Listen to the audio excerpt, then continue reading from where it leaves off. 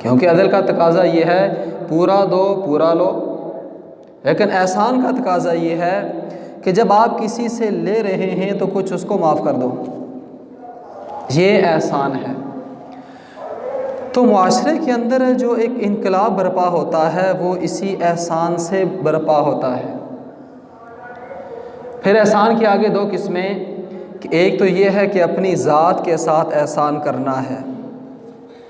ज़ात के साथ एहसान क्या, कि अपना जो जिस्म है इसके साथ अच्छाई करनी है। दुनिया के अंदर रहकर वो अमाल करने हैं कि जो अमाल जहन्नम से इस जिस्म को बचाने वाले हों, और ऐसे अमाल नहीं करने कि वो अमाल इसको जहन्नम की तरफ कहीं ले कर ना चले जाएं। और अगर कोई आदमी अपने जिस्म पर एहसान नहीं कर रहा तो इसका मतलब कि ये अपने जिस्म पर जुल्म कर रहा है, और जिस्म पर जो दुनिया के अंदर ये जुल्म कर रहा है तो हकीकत के अंदर ये अल्लाह के उस बड़े हुक्म की नाफरमानी कर रहा है, और इस नाफरमानी का इसको क़यामत वाले दिन एहसास होगा। लेकिन उस वक्त इसके पास कोई टाइम नहीं होगा कि उस वक़्त ये उस बात सोचे या उसके लिए कुछ करे, तो काम उस वक़्त ख़त्म हो गया होगा।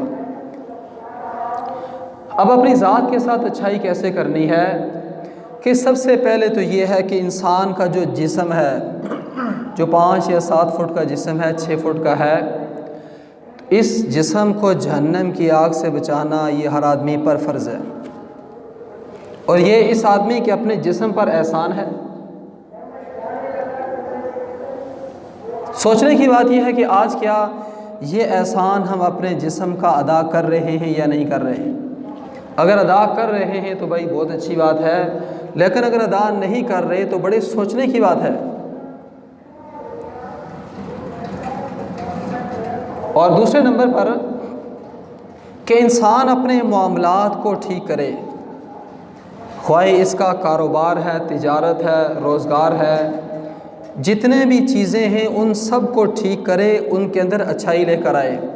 मिसाल के तौर पर एक आदमी कारोबार कर रहा है तो कारोबार के अंदर ये नाप तोल में कमी कर रहा है, तो अब इसको चाहिए कि ये जो इतना बड़ा गुनाह है कि वैलुल लिल मुतफ़्फ़िफ़ीन अल्लज़ीना इज़ा इक्तालू अलन नासि यस्तौफ़ून व इज़ा कालूहुम औ वज़नूहुम युख़सिरून, कि हलाकत है उन लोगों के लिए कि जो नाप तोल के अंदर कमी करते हैं। जब किसी से लेते हैं तो पूरा पूरा माप तोल कर लेते हैं, और जब किसी को देते हैं तो उसके अंदर कमी कर लेते हैं। गोया कि अपना हक वो पूरा ले रहे हैं, लेकिन जब दूसरे बंदे को उसका हक दिया जा रहा है तो उस वक़्त उसमें क्या करते हैं, कमी करते हैं। तो कुरान इसी के बारे में फरमाया कि ऐसे लोगों के लिए हलाकत है। अब ये हलाकत क्या दुनिया के अंदर है या आखिरत के अंदर है? तो याद रखिए कि ये जो हलाकत है बाज़ औक़ात तो दुनिया के अंदर अल्लाह इसका बदला इंसान को दे देते हैं, और यहाँ ज़रूरी लाजमी नहीं कि हाँ यहीं पर बदला मिले, बल्कि अगर किसी को यहाँ बदला नहीं मिलता तो उसका ये मतलब कतान नहीं है कि ये बंदा बच जाएगा, बल्कि आखिरत के अंदर इसका बदला उसको मिलकर रहेगा। और इसे कहते हैं हुकूकुल इबाद, कि बंदों का बंदों पर हक। अब देखें कि ये आदमी जिसको चीज़ कम करके दे रहा है, हालांकि उस बंदे ने पूरे पैसे दिए हैं। जब उसने पूरे पैसे दिए हैं तो अब उसका हक ये है कि उसको पूरी पूरी चीज़ मिले, और इसका हक ये है कि उसको पूरी पूरी चीज़ दे, उसके अंदर कमी ज़्यादती ना करे। हाँ, अगर उसमें ज़्यादती कर दे, ज़्यादा दे दे, ये उसका एहसान है, और पूरा पूरा दे दे, ये उस दूसरे बंदे का हक है। और अगर उसको कम कर दे तो फिर उसके हक को इस बंदे ने ज़ाया कर दिया है। अब क्या होगा, क़यामत वाले दिन इस कमी की वजह से इसको अपनी जो नेकियां हैं वो उस बंदे को देनी पड़ेंगी। तो वहाँ पर पैसों का मामला नहीं होगा, बल्कि वहाँ पर नेकियों का मामला होगा। वहाँ पर नेकियों का तबादला होगा। इसकी नेकियां उठाकर उसको दे दी, और इसी तरह उसके जो गुनाह थे वो उठाकर इसके सर में डाल दिए।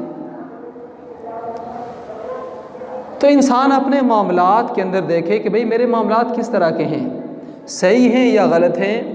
अगर नाप तोल में कमी है या इसी तरह कोई ऐसी चीज़ है कि जिसको 2 नंबर चीज़ को 1 नंबर बना के ये बंदा बेच रहा है, तो अब इसको सोचना चाहिए कि भाई मैं दूसरे बंदे का हक़ ज़ाया कर रहा हूँ और बज़ाहिर तो इस वक्त मुझे फ़ायदा नज़र आ रहा है कि हाँ मेरे पास पैसे आ रहे हैं, लेकिन ये इतना बड़ा गुनाह है कि क़यामत वाले दिन मुझे इसके बदले नेकियां देनी पड़ेंगी।